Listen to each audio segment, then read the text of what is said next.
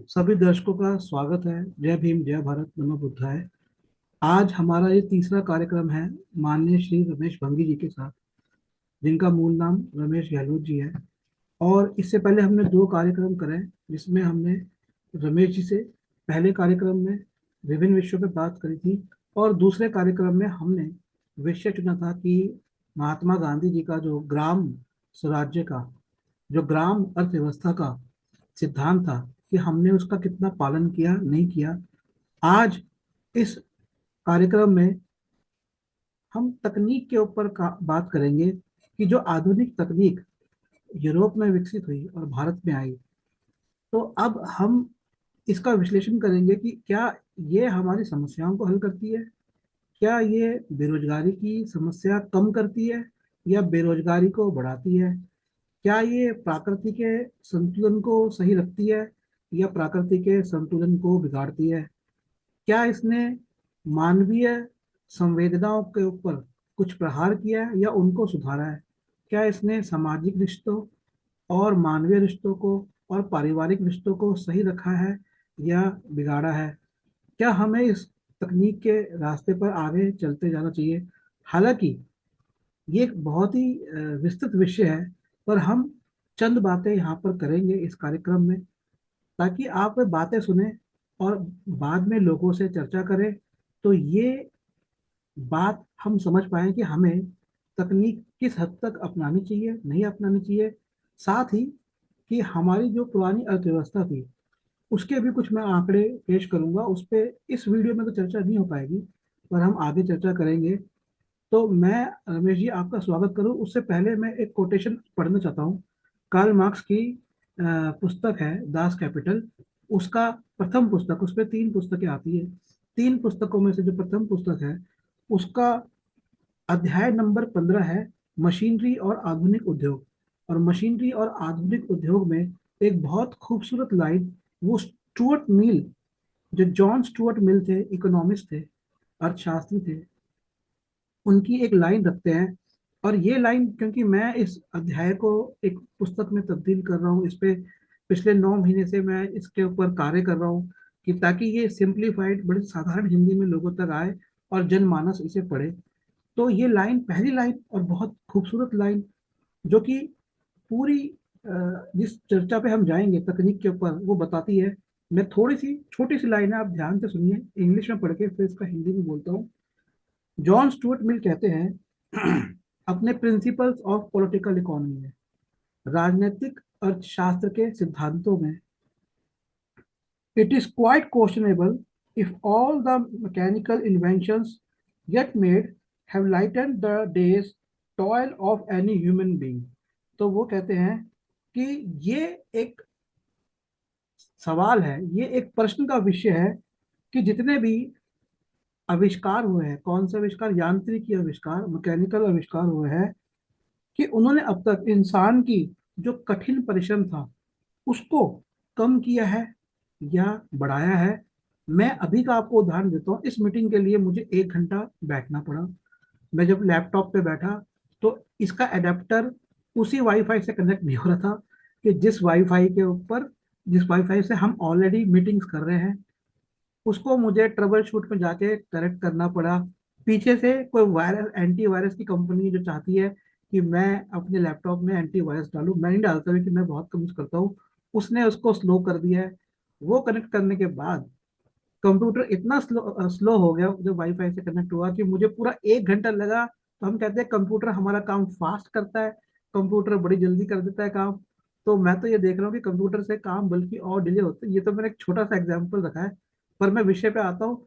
रमेश जी से बहुत महत्वपूर्ण बात यह है कि जो उनसे हमें जानकारी मिलेगी, वो ये कि वह एक भारत सरकार के कर्मचारी रहे, और उन्होंने भारत सरकार के अलग अलग विभागों में, ट्रांसपोर्ट विभाग में भी काम किया है और गृह मंत्रालय में भी काम किया है। तो उन्होंने पूरी दुनिया बदलते हुए देखी है। उन्होंने डीटीसी बस जो सिस्टम था, लोकल ट्रांसपोर्ट का, वहां से मेट्रो तक का उन्होंने देखा है। और काम करते हुए उन्होंने टाइपराइटर से लेके कंप्यूटरकृत और अब एआई का सिस्टम भी वे देख रहे हैं। तो रमेश जी, आपका बहुत बहुत स्वागत है। तो सबसे जी जी। पहला सवाल मैं आपसे सीधा करता हूँ, कि आपके अनुभव पर, कि आपका अनुभव क्या रहा जब क्या आपने शुरुआत जो करी वो टाइपराइटर से करी थी एक अनुवादक के रूप में, या फिर कंप्यूटर से शुरू करी थी, और अगर बदलाव हुआ तो उसमें आपका कैसा, आपको कैसा लगा आपको? जी, जब मैंने इसकी अनुवादक के रूप में मैंने काम किया, पहले तो मैं डीटीसी में बस कंडक्टर था। लेकिन जब भारत सरकार में आया तो उस समय 93 में तो टाइपराइटर ही चलते थे। रेमिंगटन का नाम याद है, बाकी इसी तरह के हालदा वगैरह के टाइपराइटर चलते थे। तो हमारे उसके बाद फिर एक मशीन आई, इलेक्ट्रॉनिक मशीन जिसे बोलते हैं, टाइपिंग मशीन के लिए कुछ आया है। उनके नाम मुझे याद नहीं है। एक उसमें कुछ रोलर चलता था, वो टाइप करता था। तो उस समय कई लोगों ने टाइप टाइपराइटर को उसे चलाने से मना कर दिया। उन्होंने सोचा कि हमें बहुत ज्यादा काम करना पड़ेगा। जी। एकदम शुरुआती दौर की बात बता रहा हूँ जी। कि जब नई नई मशीनें आ गई तो उन्होंने उन मशीनों पे काम करना बंद कर, मतलब उन्होंने स्वीकार नहीं किया कि हमें इससे ज्यादा काम करना पड़ेगा, और वो उसी मशीनों पे काम करते रहे। लेकिन अल्टीमेटली कंप्यूटर ने सुगम बनाया है। मशीन टाइपराइटर की तुलना में जो हमारे इलेक्ट्रॉनिक कीबोर्ड आए, इलेक्ट्रॉनिक जो सिस्टम आ गया है, इससे सुविधा हुई है। और जो है अच्छे अच्छे फोन आए हैं। तो टाइपराइटर में तो सुविधा आई है। और इसमें जो है नेचुरली जो हमारी उंगलियों का जो दबाव था, जो टाइपराइटर को दबाने में, जो मैंने भी टाइपराइटर सीखी है उस पे, मशीन पे, क्या थी मशीनों पे, तो बड़ा जोर लगाना पड़ता था। ये बड़ा सॉफ्ट है। तो ये हमारे लिए फायदे का सौदा हुआ है। कंप्यूटर जो कीबोर्ड आया है, मशीनें जो आई हैं, इनसे नेचुरली फायदा हुआ है और हम बेहतर काम कर पाए हैं। तो ये हमारे लिए फायदे का काम बना है इसमें। तो इसमें तो मैं कहूंगा कि ये फायदा हुआ है टाइपराइटिंग के मामले में। उससे आगे सब बात करेंगे तो उसमें आगे बात की जाएगी। ये तो फायदा हुआ है हमें। आपने कहा कि उंगलियों को सुगम बनाया, इसमें कार्ल मार्क्स की एक बात है कि वह ये कहते हैं कि जैसे इंसान को फेफड़ों की जरूरत है सांस लेने के लिए, ऐसे इंसान को काम की जरूरत है हाथों के लिए। कि फेफड़ों को सांस लेने के लिए ऑक्सीजन की जरूरत है, तो हाथों को काम करने की जरूरत है। मैंने भी टाइपराइटर भी यूज किया और कंप्यूटर भी यूज किया है। मैं जब शिक्षा ले रहा था फिल्म इंस्टीट्यूट में, उस समय कंप्यूटर पर हमें लिखने के लिए दबाव डाला गया कि हम कंप्यूटर पर लिखें। हालांकि कई सालों बाद मैंने अपनी पूरी एक स्क्रिप्ट टाइपराइटर पर लिखी। तो मैंने तो ये पाया सबसे पहले कि कंप्यूटर एक महंगा सिस्टम है, तो वो अर्थव्यवस्था पे बर्डन डालता है। दूसरा, खाली कंप्यूटर से नहीं, कंप्यूटर के साथ हमें सॉफ्टवेयर चाहिए होते हैं, वो एक अलग बर्डन डालते हैं। उसके बाद हमें टाइपिंग के लिए स्पेशल कीपैड चाहिए होता है, जो एक अलग बर्डन डालता है। फिर हमें प्रिंटर चाहिए होता है, जो एक अलग बर्डन डालता है इकोनॉमी के ऊपर। और प्रिंटर के लिए हमें स्पेशल इंक चाहिए होती है। तो मैंने, आपने जो सुगमता की बात करी, मैं चाहता हूँ आप एक बार और इस पे थोड़ा सा, आपका, मैं मान रहा हूँ कि आपने जो बोला है वो आपका अपना एक एक्सपीरियंस है, आपका अपना अनुभव है। लेकिन जब मैंने ये सारा विश्लेषण किया, तो मैंने एक स्क्रिप्ट पूरी सीधी टाइप राइटर पे टाइप करी। तो मैंने क्या पाया कि मुझे सबसे पहले तो बिजली की जरूरत नहीं है। टाइपराइटर मैं बिना बिजली के चला सकता हूँ, छोटे टाइपराइटर में कहीं भी लेके जा सकता था। दूसरा, मैंने पाया मुझे बहुत सस्ता पड़ रहा है टाइपराइटर। मुझे सिर्फ रिबन लगाना है और मुझे प्रिंटर की जरूरत नहीं है। रिबन, मेरा सस्ता सा रिबन आकर सीधा प्रिंट आउट निकालता है। हाँ, उसमें आपको माहिर होना चाहिए। लेकिन आज मैं देखता हूँ कि जो लोग कंप्यूटर पे बैठे, उनको तो टाइपिंग भी नहीं आती, ना इंग्लिश की टाइपिंग आती है ना हिंदी की। तो वो जो हुनर था, और जो उस हुनर के वजह से काम मिलता था, और जो उस हुनर का आपको मेहनताना मिलता था, क्या आज वैसी टाइपिस्ट की जॉब और वो जो एक हुनर पूरा खत्म हो गया? आपको लगता है वो टाइपिस्ट का हुनर दोबारा आ सकता है क्या? इतने टाइपिंग की जो कला है, उससे लोगों को रोजगार मिल सकता है? तो इससे रोजगार बढ़ा है या घटा है? जी, बिल्कुल आपकी बात बिल्कुल सही है। आपने जो जिस बारीकी से इसकी बैकग्राउंड पीछे का अध्ययन किया है, वो सही है। कि अगर हम मसल पावर, देखिए एक अंग्रेजी में कहावत है, यूज इट और लूज इट। अगर हम मसल पावर का यूज नहीं करेंगे तो हमारी ये जो मांसपेशियां हैं वो निष्क्रिय हो जाएंगी और बेकार हो जाएंगी, एट्रोफी हो जाएगी उनमें। इसी तरह से अगर हम दिमाग का यूज नहीं करेंगे तो वो भी निकम्मा हो जाएगा। अभी हमें क्या किया है कि अभी जो आप कह रहे हैं कि टाइपिंग की जरूरत ही नहीं रही है, आप बोल देंगे तो टाइप टाइप ऑटोमेटिक टाइप हो जाएगा। राइट टू, क्या बोलते हैं, स्पीच टू राइट हो गया है, टाइप टाइप हो जाता है बोलने से। तो आखिर हमें इस तरह से लिजलिजा कीड़ा बना दिया जाएगा कि हम करेंगे क्या। हमें दिमाग का यूज करने के लिए एआई आ गया, हमें कुछ उसे हमने प्रॉब्लम सौंप दी, हमारी प्रॉब्लम हल हो गई दिमागी। और जो फिजिकल है उसमें हमने मशीनों से काम कर लिया, तो फिर हमारी उपयोगिता क्या है। ये बहुत ही अच्छी बात आपने इस तरह से उठाई है कि हमारा मानव होने का, हमारी उपयोगिता क्या रह जाएगी समाज में, हम क्या करेंगे, हम क्यों जिएंगे। इस तरह से लोगों में जो है ना एक क्या कहते हैं, जीवन के प्रति जो है ना निराशा का भाव भी पैदा हो रहा है। इस तरह का कुछ मिल नहीं रहा कि आखिर हम करें क्या, जी के क्या करेंगे। लोगों में इस तरह की भावना तक पैदा हो गई है। तो ये मशीनों ने हमें इतना लगभग कीड़ा बना के छोड़ दिया हमें कि हम हमें कुछ करना नहीं है, रिमोट का बटन दबाना है।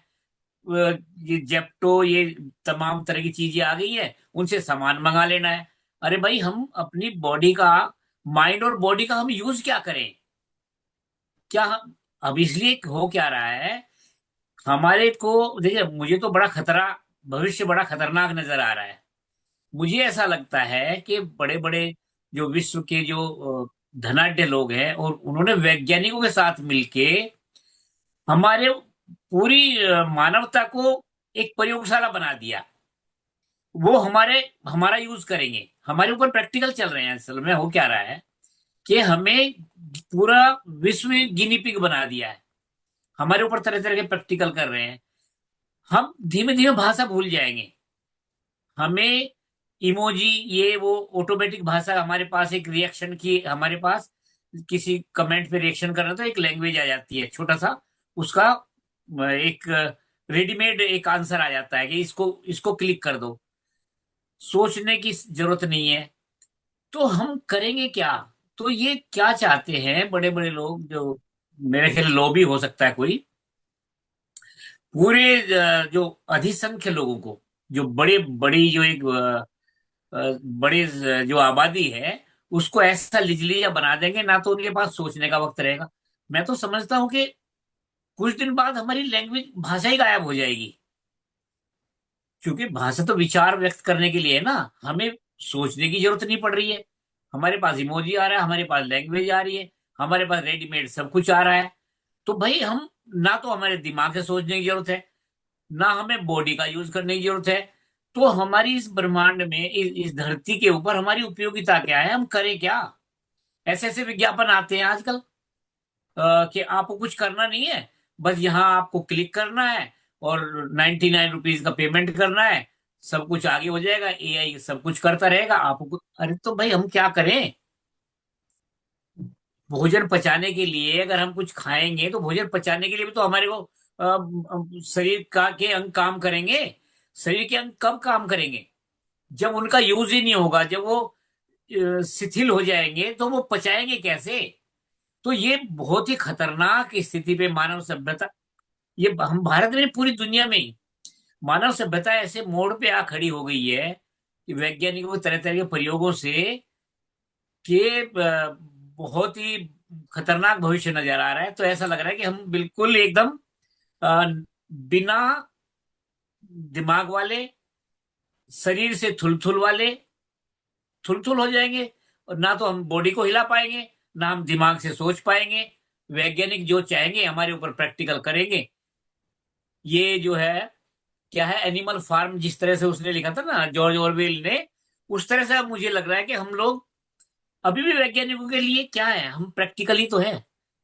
अभी चीन में एक नया वो बता रहे हैं, लेकिन चीन से कुछ लोग जो वहां गए हुए हैं वो कह रहे हैं वहां ऐसा कुछ है नहीं। तो तरह तरह के प्रैक्टिकल किए जा रहे हैं। अभी इंडस्ट्री, क्या इंडस्ट्री चलाएंगे। ह्यूमन बॉडी सबसे बड़ा प्रैक्टिकल ग्राउंड बन गया है। यही प्रैक्टिकल प्रैक्टिकल क्या बोलते हैं, लेबोरेटरी बन गई है। मानवों पे प्रैक्टिकल करो, उनको बीमार बनाओ। क्या करेंगे? बिजनेस नहीं है आजकल। इतने बड़े बड़े हॉस्पिटल्स में जाते हैं, हॉस्पिटल्स में क्या है, वहां आपको मिलेंगे बोर्ड, बड़े बड़े बोर्ड लगे मिलेंगे लोन के, मेडिकल लोन के लिए। भाई आप इलाज कराइए, अब बीमार बनिए, पहले बीमार बनिए, फिर लोन हमसे लीजिए। मतलब इतना बहुत भयानक है ये।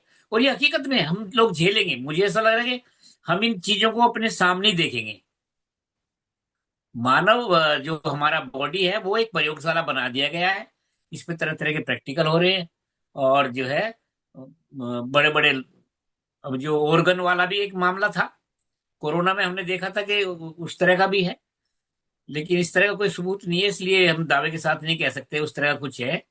तो मुझे तो एकदम इतना भयानक नजर आ रहा है कि पता नहीं क्या होने वाला है हमारे मानव सभ्यता के साथ। मैं आपको यहाँ पर और दर्शकों को दो तीन बातें बताता हूँ जो कि बड़ी मजेदार बातें हैं।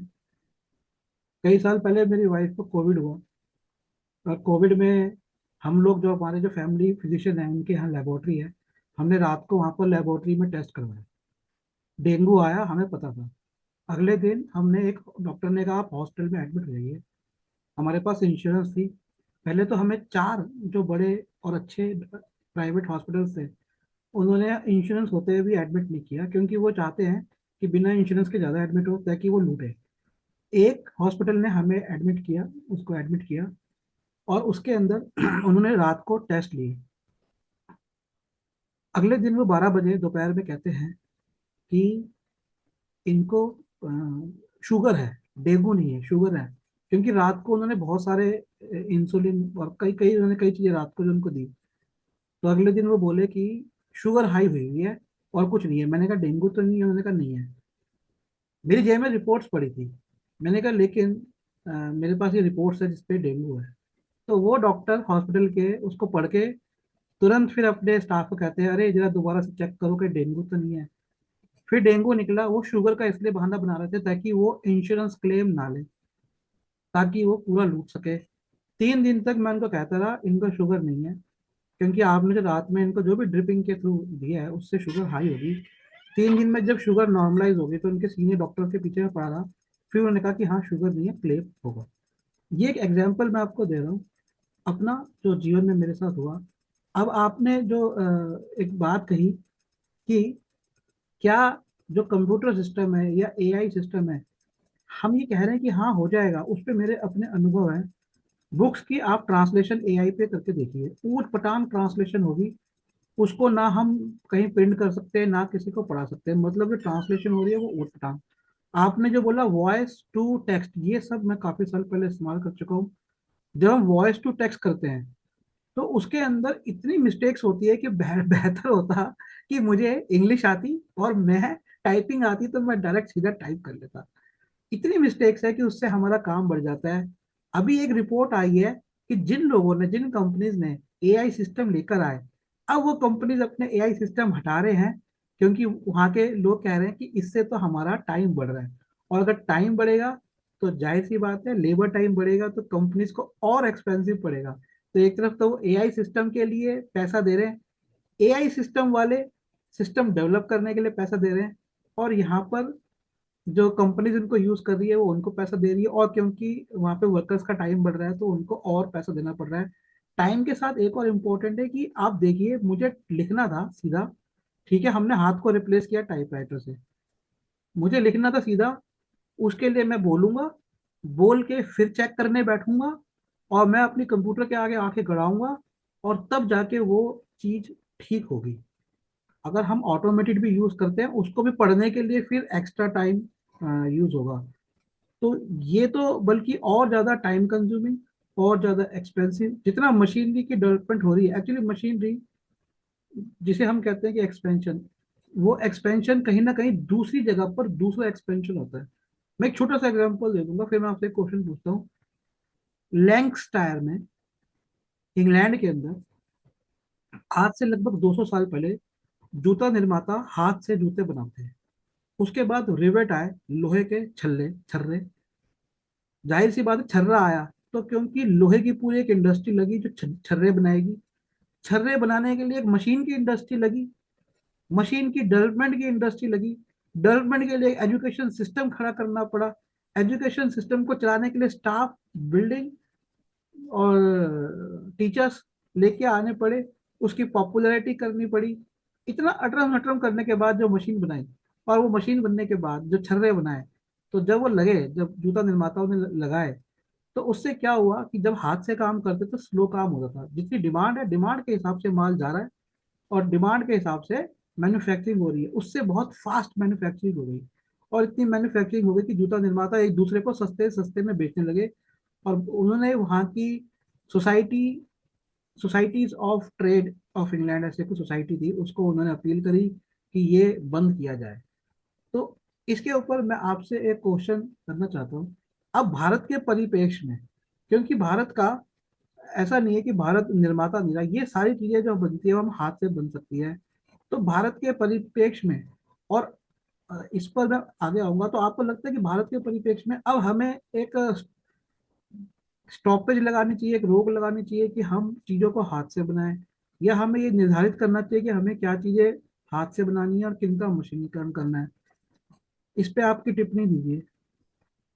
नहीं, देखिए, जब हाथ से जब हम बनाते हैं ना, तो हाथ से देखिए, कलाकार जब कोई पेंटिंग बनाएगा, तो वो उसके बनाई गई पेंटिंग जो है उसका मूल्य होगा, उसमें कलात्मकता रहेगी। मशीन अगर उसे बनाएगी तो उसमें कलात्मकता नहीं रहेगी। तो जो वो जो क्या बोलते, प्रतिभा है ना, व्यक्ति की प्रतिभा है, व्यक्ति का ज्ञान है, व्यक्ति की विशेषता है, वो काम करते करते उसका दिमाग चलता जा रहा है। लेकिन मशीन क्या है, मशीन में प्रोग्राम फिट कर देंगे, वो हु बहु कॉपीज, 1000 कॉपीज, लाख कॉपी, करोड़ों कॉपीज तो बन सकती हैं, लेकिन उसमें वो विशेषता नहीं आएगी, जो कलात्मकता नहीं आएगी, जो मनुष्य की प्रतिभा उसमें नहीं आएगी। तो ये है कि कुल मिला के आपकी बात बिल्कुल सही है। होना तो ये चाहिए कि हमें हमारी सोच क्या है, हमारी सोच जो है ना, जी। हमारी सोच कैसी है, दूरगामी जो सोच है, हमारे को समाज को किस तरह से देखना है, उसके हिसाब से देखना। अब होता क्या है कि जो पूंजीवादी सोच जो है ना, पैसे को अधिक से अधिक कमाने की, उसके पीछे कोई सोच नहीं होती, बस पैसा होता है।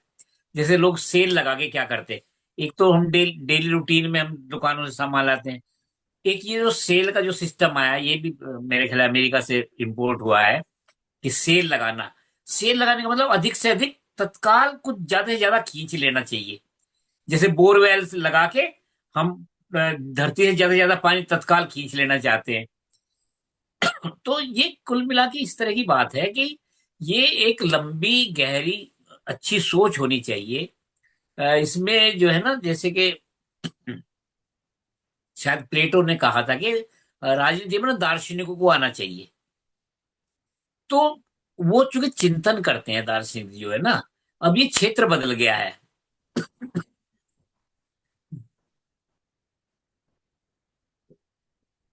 तो और जो समाज का जो स्टीयरिंग व्हील है, वो पॉलिटिक्स ही है। पॉलिटिक्स समाज का स्टीयरिंग व्हील है। तो ये सारा संचालित वहां से हो रहा है, उनकी समझ बेहतर होनी चाहिए। तो समाज उधर ही जाएगा जिधर राजनीति लेके जाएगी। तो ये सब कुछ भी जो है बहुत ही राजनीतिक सोच का इसके पीछे काम करेगी। अब कोई सोच नहीं है तो कुछ भी आ रहा है, कभी अमेरिका से आ रहा है उसे एक्सेप्ट कर लेंगे, चाइना से आ रहा है उसे एक्सेप्ट कर लेंगे, कुछ रशिया से आएगा तत्काल उसको भी एक्सेप्ट कर लेंगे। अब ये नहीं है कि उसका नतीजा क्या निकलने वाला है। जो चिंतन हम आज कर रहे हैं, जो चीजों को हम आज इम्प्लीमेंट कर रहे हैं, उसका नतीजा तो 20 साल के बाद आएगा ना। 20 साल के बाद फिर पता नहीं क्या हो जाएगा। तो ये हमें दूरगामी सोच के लिए हमें ऐसे लोगों की जरूरत है। ऐसे राजनीति में ऐसे लोग अच्छे लोग होने चाहिए, जो दूर की सोच के उन चीजों के बारे में देश हित में सोचे। जैसे कि हम कल परसों भी बात करें, और देश का मतलब होता है देश के नागरिक, देश की जनता। उसको ध्यान में रख के सोचना चाहिए कि उनका क्या होने वाला है। तो ये जो है, इस तरह हमारी जो से बात होनी चाहिए। हमारी जो सरकारें हैं, हमारी सरकारें ये जी। कहती हैं कि बेरोजगारी कम कर देंगे और रोजगार बढ़ा देंगे, इतने रोजगार दे देंगे। तो अगर मशीनी उत्पादन से अत्यधिक उत्पादन हो रहा है और इंसानों की और कमी होती जा रही है, तो और सारे हाथ के काम बंद हो रहे हैं, तो रोजगार बढ़ेंगे, नौकरियां ये बढ़ा पाएंगे, आपको बिल्कुल। लगता है? अरे भाई, ये तो एकदम कंट्राडिक्टरी बात है ना। ये तो एकदम परस्पर विरोधी बात है कि हमने काम आपके लिए छोड़ा नहीं है। काम आपके लिए छोड़ा नहीं है और हम आपको रोजगार देंगे। तो ऐसा कैसे हो सकता है? लेकिन अब है ये मनोविज्ञान, मनोवैज्ञानिक रूप से जो है, इतनी बड़ी जनता से तो झूठ डिपेंडेंट बोलना, नहीं हो रही इस तरह जनता। से काम लेना, लोग जो हैं, ये बड़ा अन्याय है। मतलब देखिए लोगों के लोग प्रति इस तरह का नहीं होना चाहिए।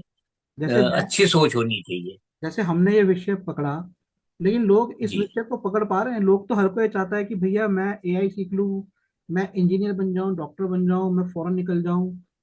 तो मान लीजिए चंद लाख लोग निकल भी गए अगर देश से, तो करोड़ों लोगों का क्या होगा? कि करोड़ों लोग किसके ऊपर निर्भर रहेंगे? बिल्कुल। यही यही होगा। देखिए, शुरुआती दौर में जैसे हम क्या कहते हैं ये कि भाई आईआईएम से या आईआईटी से 1 करोड़ का पैकेज मिल गया। लेकिन 1 करोड़ का पैकेज कितने लोगों को मिलता है? मैक्सिमम एक या तीन, दो तीन को। 10 को तो नहीं मिलता कभी भी। ऐसा तो कभी नहीं हो सकता। उनके 1 करोड़ के तो पैकेज से ये जो देश की है, सब बेरोजगारी का कम अगर होएगा? एआई वाला भी कोई जाएगा तो एआई वाले को कितनों को लाभ मिलेगा? तो इस तरह से ये जो है ना, हमें देखिए, हमें पीक पे एक व्यक्ति जा सकता है, लेकिन हमें तो सब पूरे समाज के बारे में सोचना चाहिए ना। हमारी सोच जो है वो व्यापक होनी चाहिए। एक व्यक्ति पे केंद्रित नहीं होनी चाहिए कि 10 को लाभ मिल जाए, 4 को मिल जाए। हम उसका उदाहरण दे के कैसे कह सकते हैं कि सबके ऊपर कैसे लागू कर सकते हैं? जैसे सबका दिमाग एक जैसा नहीं हो सकता, सबका आईक्यू बहुत हाई नहीं हो सकता। तो हमें तो हाई आईक्यू वाले को आदर्श नहीं बनाना है।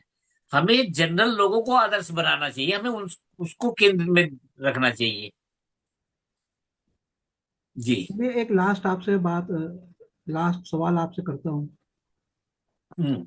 क्या हमारी जो शिक्षा नीति है कि एक स्टेट बोर्ड या एक सेंट्रल बोर्ड चले, और इस शिक्षा नीति की वजह से इसमें सारी वो चीजें तो आई नहीं रही जो कि लोगों को होना चाहिए, लोग करने चाहिए? तो इससे भी बेरोजगारी नहीं बढ़ रही कि हर कोई एक ही जैसी पढ़ाई करता है, और एक ही जैसी पढ़ाई के जो साधन है जिससे कि उनको रोजगार मिले वो तो कम है, सीमित साधन है। तो शिक्षा हाँ नहीं हाँ, बढ़नी चाहिए।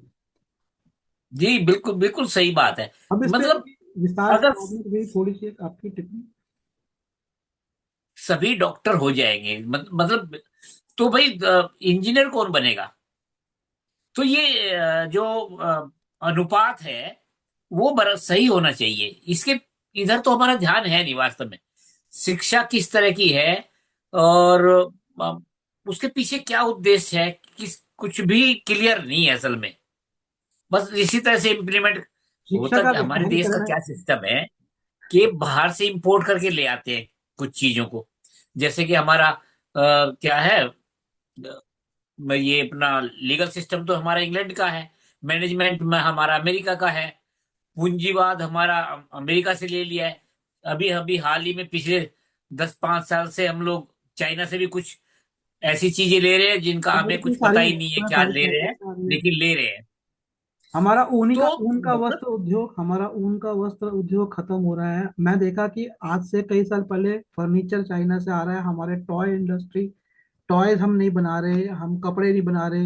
यहाँ तक कि अब हमारे अंडरगारमेंट्स तक भी चाइना से आएंगे, जुराबे, मोजे, वस्त्र, जो ऊनी वस्त्र है सब चाइना से आ रहा है। तो हमारा जो यहाँ का जो कुशल कारीगर था उसके लिए तो कुछ बचा ही नहीं है। फिर आप उसे कहते हैं, जब बचा नहीं है तो कहते हैं लो 5 किलो राशन लो, 2100 रुपये लो, 1000 रुपया लो, पेंशन लो, ये लो वो लो। आपने तो कुछ छोड़ा ही नहीं अर्थव्यवस्था में उनके करने के लिए। बिल्कुल कुछ नहीं छोड़ा भाई। मतलब टाइम पास कर रहे हैं। ये सोचा कि जो हमें 5 साल मिले वो गुजर जाए किसी तरह से।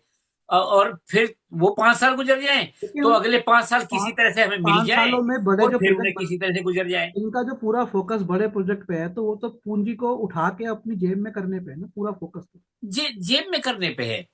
मेट्रो, जबकि पूंजी का, देखिए, हमारे भारत में तो मल्टीपर्पज सिटी, ये सिटी वो city, road construction, bridge construction, इनसे क्या रोजगार बढ़ेगा? इनसे क्या हमारी प्रॉब्लम सॉल्व होंगी? नहीं। और अफसोस की बात तो ये है कि वो जो कंस्ट्रक्शन हो रहे हैं वो इतने लचर है कि वो फटाफट गिरते भी जा रहे हैं। हाँ, तो दोबारा बनाएंगे ना। है ना भाई? 40 करोड़ उसे बनाने में लगे और सफाई भी 50 करोड़ उसको तोड़ने में लगे। तो ये नहीं, ये असल में क्या है ना, देखिए, हमें तो ह्यूमन ब्रेन का और ह्यूमन बॉडी का यूज करना चाहिए, मानव का यूज करना चाहिए।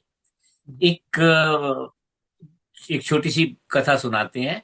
एक बार जो है ना, धरती पे सूखा पड़ गया, तो लोग जो है वो हम इंद्र इंद्र भगवान की वो पूजा पाठ नहीं कर रहे थे। उन्होंने अकाल पड़ दिया, वो जो है बरसना बंद कर दिया। धरती पे हाहाकार मच गया। तो फिर भी लोगों ने यज्ञ हवन नहीं किए, इंद्र महाराज की जो है पूजा नहीं की। फिर भी उन्होंने सूखे पशु मर गए, लोग मरने लगे, भूखे मरने लगे। तो एक दिन इंद्र भगवान जो है वो धरती पे मनुष्य का वेश धर के आ गए। उन्होंने देखा कि चारों तरफ हाहाकार मचा हुआ है। एक किसान जो है सूखे खेत में, बिल्कुल कहीं दूर दूर तक कुछ नहीं, पत्थर की तरह मिट्टी थी, उसमें हल चला रहा था। तो उसने सोचा, उसने पूछा, भाई तुम क्या कर रहे हो? कि मैं तो हल चला रहा हूँ। कि भाई पानी वानी का तो नाम नहीं है। कि पानी का नाम भले ही ना हो, मैं तो हल इसलिए चला रहा हूँ कि मैं चलाना भूल ना जाऊं। तो इंद्र महाराज डर गए। उन्होंने सोचा कि भाई कहीं ऐसा ना हो मैं ना भूल जाऊं, तो मैं बरस गए। तो इसी तरह से हम भी, अगर हम लैंग्वेज अपनी बोलना भूल जाए, किसी व्यक्ति को एक अकेले में छोड़ दें, तो वो बोलना भूल जाएगा। हर जी तरह से तो मानव, जो हम मनुष्य हैं, हमारा इस धरती पे क्या यूज है, हमें डेवलपमेंट करने के लिए हम लोग आए हैं। सृष्टि का विकास जो है, विकास करने के लिए हम यहाँ पे हैं, विकास दोहन होना करना चाहिए। चाहते हैं, दोहन तो करना अगर चाहते हम अपना दोहन नहीं करेंगे, माइंड और बॉडी का दो वो नहीं करेंगे यूज, तो हम कीड़े बन जाएंगे। तो हमारा कोई यूज नहीं रहेगा। ये बहुत ही दुखद मामला है।